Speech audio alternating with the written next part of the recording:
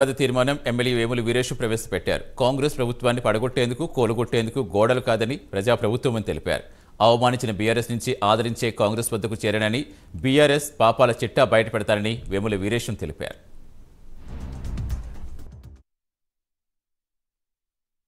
మీ దాంట్లోనే ఉన్నా మీరు చేసిన పాపాలని చెప్తా, మీ దాంట్లోనే ఉన్నా మీరు చేసిన పాపాలని చెప్తా. ఇంటి ఓపికందా, ఇనే ఓపికందా మనిషిగా చూడలేనటువంటి మిమ్మల్ని వదిలిపెట్టి ఆదరించే కాంగ్రెస్కి వచ్చినాను. అవమానించబడ్డ మీ కానించి ఆదరించే కాంగ్రెస్ పార్టీకి వచ్చిన అధ్యక్ష, నన్ను గెలకొద్దు, మిమ్మల్ని గెలికించుకోవద్దు అని చెప్పేసి ఈ సందర్భంగా తెలియజేస్తున్న అధ్యక్ష. అనేక ఉద్యమాలు, అనేక పోరాటాలు ఏ దొరల దోపిడీలకు వ్యతిరేకంగానైతే సాగినాయో ఆ దొరల గడిలలాగా నిర్మించబడి ప్రజలకు దూరమైనటువంటి ప్రగతి భవనం కాంగ్రెస్ పార్టీ అధికారంలోకి రాగానే ఆ ప్రగతి భవనం గోడలు బద్దలు కొట్టి ప్రజల సంక్షేమం కోసం జ్యోతిరావు పూలే భవన్గా మార్చి ప్రజలు ఏ సమస్య ఉన్నా, ఏ అంశాన్నైనా స్వేచ్ఛగా పోయి చెప్పుకునేటువంటి ఒక గొప్ప అవకాశాన్ని కాంగ్రెస్ పార్టీ అధికారంలోకి వచ్చినాక కల్పించిందని చెప్పేసి ఈ సందర్భంగా నేను గుర్తు చేస్తా ఉన్నా అధ్యక్ష. అనేక సందర్భాల్లో మాట్లాడుతుంటే చూసినాం. ఆ రోజు ప్రగతి భవను కంచె బద్దలవుతున్నప్పుడు ఇది మేమేసింది కాదు, ఫలానా వాళ్ళు వేసిందని చెప్పారు.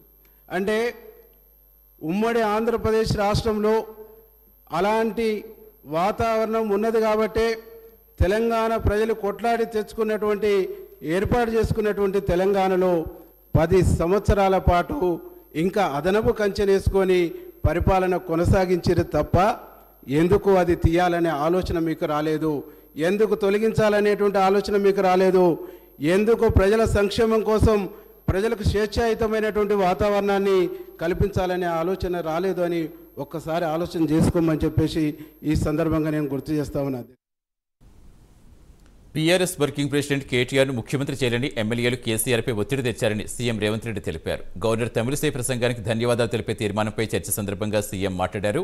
కేటీఆర్ను సీఎం చేసేందుకు సహకరించాలని కేసీఆర్ ప్రధాని మోదీని కోరారని, ముఖ్యమంత్రిని మార్చే అంతర్గత వ్యవహారంలో మోదీ అనుమతి కోరారని తెలిపారు. కేంద్రంలో బీజేపీ ప్రభుత్వం తెచ్చిన అన్ని బిల్లులకు బీఆర్ఎస్ మద్దతు తెలిపిన విషయాన్ని గుర్తు చేశారు. బీజేపీ, బీఆర్ఎస్ ఒక్కటే అని చెప్పారు. నోట్ల రద్దు కావచ్చు, ఇట్లా చెప్పుకుంటూ వెళ్తే కొన్ని వందల బిల్లులు లోక్సభలో, రాజ్యసభలో వచ్చినప్పుడు టీఆర్ఎస్ పార్టీ స్పష్టంగా ఒక సందర్భంలో రాజ్యసభ సభ్యుడు అక్కడ బిల్లు ఉన్నదంటే ప్రత్యేకమైన విమానం వేసుకొని పోయి మోడీ గారికి అనుకూలంగా ఓటేయడం జరిగింది. Bharatiya Janata party, BRS, BJP ఒకే రకమైన ఆలోచన విధానంతో గత 10 సంవత్సరాలు ప్రభుత్వాలను కలిసి నడుపుకున్నారు. వాళ్ళిద్దరు కలిసి చర్చించుకున్నారు. ఇంతెందుకు వాళ్ళ పార్టీ అంతర్గత విషయం, ముఖ్యమంత్రి గారిని మార్చాలని ఇక్కడ చాలామంది మాజీ మంత్రులు చంద్రశేఖరరావు గారిని దించేసేయాలి, తారక రామారావు గారిని ముఖ్యమంత్రిని చేయాలని చెప్పి ఆ మంత్రివర్గంలో ఉన్న వాళ్ళే చంద్రశేఖరరావు గారి మీద అవిశ్వాసం ప్రకటించి తారక రామారావు గారిని ముఖ్యమంత్రిని చేయండి అని వాళ్ళు మాట్లాడినరు. వాళ్ళందరూ ఒత్తిడి తట్టుకోలేక చంద్రశేఖరరావు గారు వెళ్ళి నరేంద్ర మోడీ ప్రధానమంత్రిని కలిసి, నేను అక్కడి నుంచి మా వాళ్ళు తప్పుకోమంటుండ్రు, తప్పుకుంటా తారక రామారావు గారిని తెలంగాణ రాష్ట్రానికి ముఖ్యమంత్రిని చేస్తా, మీరు నాకు అనుమతి ఇవ్వమని అడిగినరని, నేను వారసత్వ రాజకీయాలు లేకపోతే రాచరికాలను నేను సమర్థించను, నేను వ్యతిరేకిస్తున్నా, అది ఎలా సాధ్యమో అని నేను చంద్రశేఖరరావును నిలదీసినని భారత ప్రధానమంత్రి తెలంగాణ రాష్ట్రానికి వచ్చినప్పుడు స్పష్టంగా ప్రకటన చేసిండు.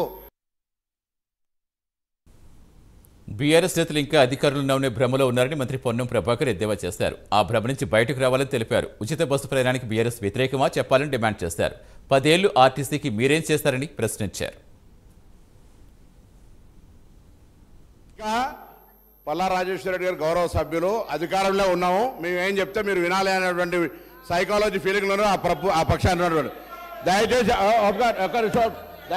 మనసు మార్చుకోండి, మైండ్ సెట్ మార్చుకోండి, మైండ్ సెట్ మార్చుకోవాల్సిన అవసరం ఉంది. అలా నిన్నటి దాకా 10 ఏళ్ళ అధికారంలో ఉన్న వీళ్ళు ఆర్టీసీకి సంబంధించి ఆర్టీసీకి సంబంధించి తెలంగాణ ఉద్యమం కోసం నై చలేగా బస్ కప్పయ్యా నై చలేగా అని ఉద్యమం చేసిన వాళ్ళ గురించి పట్టించుకోని వీళ్ళు 60 రోజులు సమ్మె చేస్తే ఆత్మహత్యలు చేసుకుంటే పట్టించుకోని వీళ్ళు ఇలా ఆర్టీసీ గురించి మాట్లాడుతున్నారు అధ్యక్ష. ఇలా తెలంగాణ ప్రభుత్వం అధికారంలో కాంగ్రెస్ పార్టీ వచ్చిన తర్వాత ఇప్పటి వరకు 15 కోట్ల మంది పైగా మహిళా అక్క చెల్లెళ్లకు ఉచితంగా ఇలా బస్ సౌకర్యం ఇచ్చినామని మనం చేస్తున్నాం. 535 కోట్ల రూపాయల విలువ కలిగేటువంటి బస్ ఫేర్స్ ను ప్రభుత్వం భరించింది అధ్యక్ష. ఇలా వీళ్ళు మాట్లాడుతున్నారు. పెద్దలు గౌరవ మాజీ మంత్రి హరీష్ రావు గారు అనాలోచిత డిమాండ్ 15,000 ఆటోకి ఇవ్వాలంట నెలకు. మీరేమిచ్చారు? 1000 రూపాయలని ఇచ్చిందా? ఒకవైపు ఆటో పన్ను రద్దు చేస్తున్నామని ఛానళ్ల పేరు మీద 1000 రూపాయలు వీపులు కొట్టి ఆటో కార్మికుల దగ్గరకు పోయి మాట్లాడదాం. గవర్నర్తో 30 మోసాలు 60 అబద్ధాలు చెప్పించారని ఎమ్మెల్యే పల్ల రాజేశ్వరరెడ్డి అన్నారు. మార్పు అంటే నెంబర్ ప్లేట్లు మార్చడం కాదని ప్రజల జీవితాల్లో మార్పు తీసుకురావాలన్నారు. ఆర్టీసీ ఉద్యోగులు ప్రభుత్వ ఉద్యోగులుగా గుర్తించాలని డిమాండ్ చేశారు. 13 అంశాల్లో కేవలం 2 మాత్రమే అమలు చేశారని చెప్పారు. 6.5 లక్షల మందికి పైగా ఆటో డ్రైవర్ జీవితాలు ప్రమాదంలో పడ్డాయని తెలిపారు.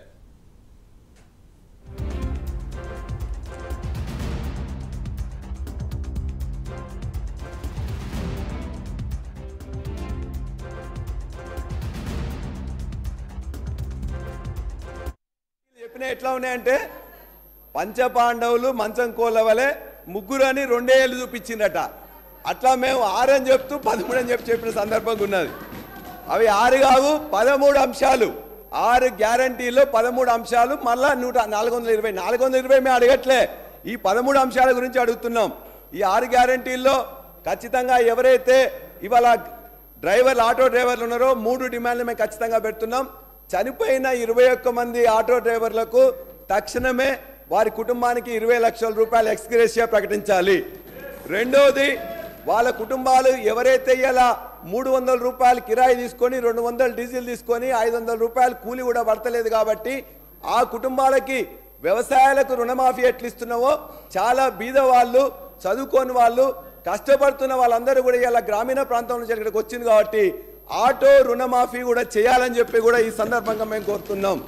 3వ అంశం, ఇవాళ ఖచ్చితంగా వాళ్ళు తినడానికి కూడా తిండి దొరకట్లేదు కాబట్టి మీరు చెప్పే 12,000 రూపాయలు సంవత్సరానికి ఎక్కడా సరిపోదు కాబట్టి నెలకు 10,000 రూపాయలు ఇచ్చినట్లయితే 6.5 లక్షల కుటుంబాలు బాగైతే అని చెప్పేసి ఇది 3వ డిమాండ్గా మీ ద్వారా ఇవాళ ప్రభుత్వానికి పెడతా ఉన్నాం.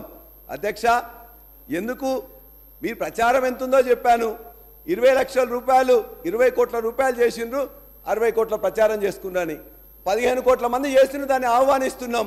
బస్సులు పెంచండి, వాళ్ళందరికీ మరింత సౌకర్యవంతంగా ఉండేటట్టు చూడమని చెప్పి కూడా కోరుతున్నాం. మీరు ఈ 6 గ్యారంటీలు చెప్పినా ఎట్లా ఉన్నాయంటే పంచపాండవులు మంచం కోలవలే ముగ్గురు అని 2 ఏళ్ళు చూపించిందట.